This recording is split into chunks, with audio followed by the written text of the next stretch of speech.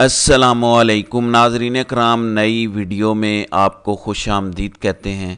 Election میں دھاندلی کے حوالے سے سپریم کورٹ سے عمران خان کو ایک بہت بڑی کامیابی ملی ہے۔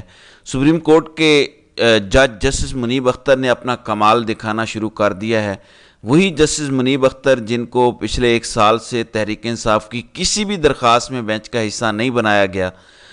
قاضی فائز عیسیٰ نے پچھلے کچھ عرصے سے جسٹس منیب کو تحریک انصاف کی تمام تر درخواستوں پر سماعت سے دور رکھا، لیکن 10 مارچ کو جسٹس سردار طارق مسعود کی ریٹائرمنٹ کے بعد جب سپریم کورٹ کے ججز کی پروپورشن تبدیل ہوئی، جب جسٹس منیب اختر سپریم کورٹ کے تیسرے سینئر موسٹ جج بن گئے، اس کے بعد تمام تر صورتحال تبدیل ہوئی۔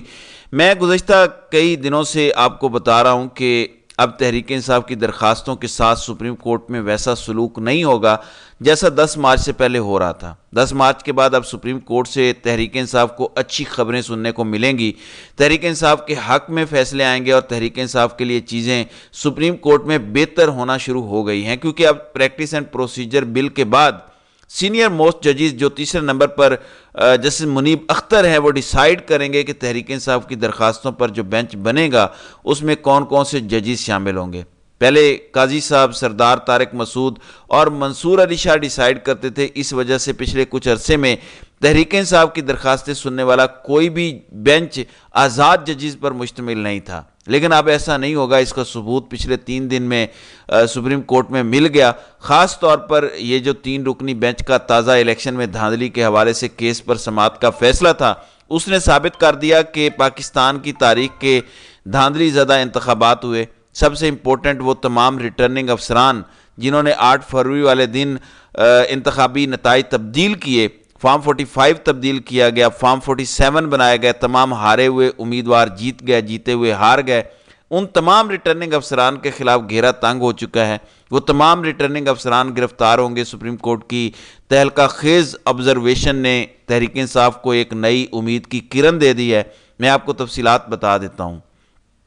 ناظرین کرام، کل سپریم کورٹ میں تحریک انصاف نے ایک درخواست جمع کروائی اور وہ درخواست تھی الیکشن میں دھاندلی کے حوالے سے۔ میں اس درخواست کے متعلق آپ کو پچھلی کئی ویڈیوز میں بتا چکا تھا کہ عمران خان نے اپنی قانونی ٹیم کو ہدایت کی تھی کہ ایک تگڑی درخواست تیار کی جائے، تگڑی پٹیشن تیار کی جائے، تمام تر ایویڈنسز، تمام تر ثبوت سپریم کورٹ میں پیش کیے جائیں۔ بے شک ہمارے حق میں فیصلہ نہ آئے، لیکن سپریم کورٹ میں ایک تگڑی درخواست ضرور دائر کرنی چاہیے۔ کل حامد خان نے ایک درخواست دائر کی تھی اور آج الیکشن میں دھاندلی کے حوالے سے سپریم کورٹ کی یہ جو آبزرویشن آئی ہے، اس نے سب کو ہلا کر رکھ دیا ہے۔ کل جو درخواست دائر ہوئی تھی اس میں کیا پیش رفت ہو رہی ہے اس پہ میں بعد میں بات کرتا ہوں، لیکن پہلے جو سپریم کورٹ کی تازہ آبزرویشن ہے وہ میں آپ کو بتا دیتا ہوں۔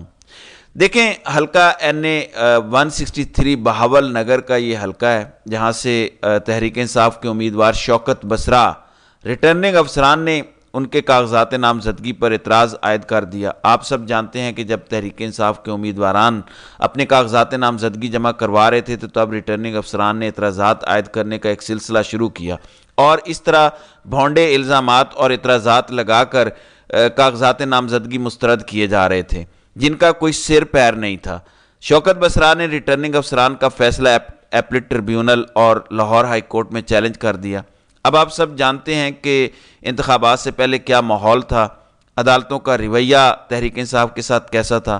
میں آپ کو بار بار بتا چکا ہوں کہ عدالتوں کو 8 فروری سے پہلے بار بار یہ بتایا جاتا رہا کہ عمران خان تو ہار رہے ہیں، تحریک انصاف تو ہار رہی ہے، تحریک انصاف کو کوئی فیور نہ دی جائے۔ تمام ججز کو جا جا کر یہ کہا جاتا تھا کہ نون لیگ کو فیور دی جائے۔ نواز شریف چوتھی دفعہ وزیر اعظم بننے لگے ہیں، اگر کسی جج نے اپنی لائن سیدھی کرنی ہے تو نون لیگ کے ساتھ کریں، لہذا تمام تر فیصلے تحریک انصاف کے خلاف آ رہے تھے۔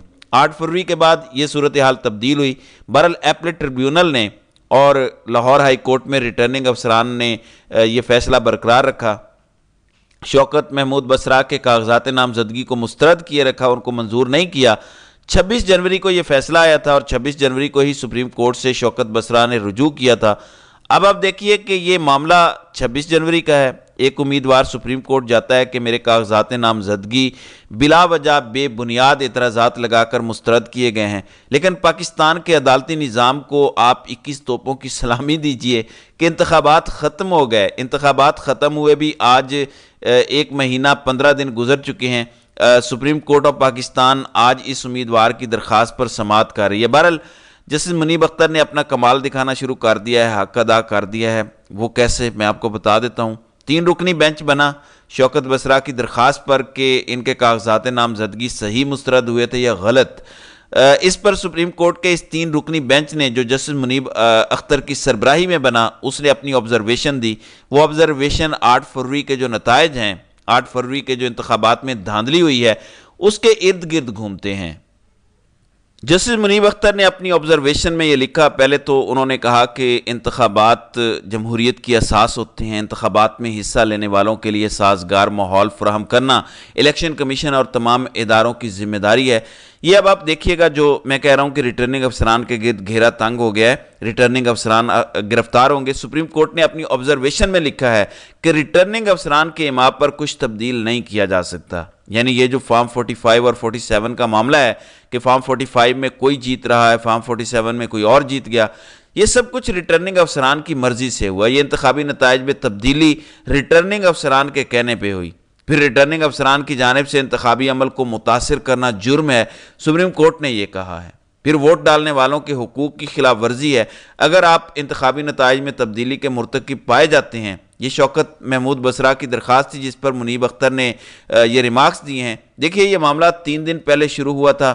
پہلے پی بی 50 قلعہ عبداللہ بلوچستان کا علاقہ، وہاں پر ANP کے رہنما نے یہ درخواست دائر کی تھی کہ ان کو JUI فے کے مقابلے میں ہرایا گیا، حالانکہ وہ فارم 45 میں جیت گئے تھے۔ سپریم کورٹ نے پورا انتخاب اس علاقے میں، اس حلقے میں دوبارہ کروانے کا حکم دیا۔ پھر 2 دن پہلے سپریم کورٹ میں جو 9 مئی کے مقدمات کے حوالے سے پیش رفت ہوئی، وہ بھی آپ نے دیکھی۔ 6 ملزمان کی ضمانت پر رہائی ہوئی، ان کے خلاف جو ثبوت پولیس نے پیش کیے اس پر اظہار برہمی کیا سپریم کورٹ نے۔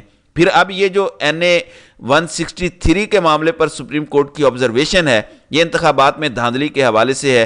جو سپریم تحریک انصاف نے درخواست دائر کی تھی، اس کا موڈ بتا رہا ہے کہ سپریم کورٹ کا موڈ کیا ہے۔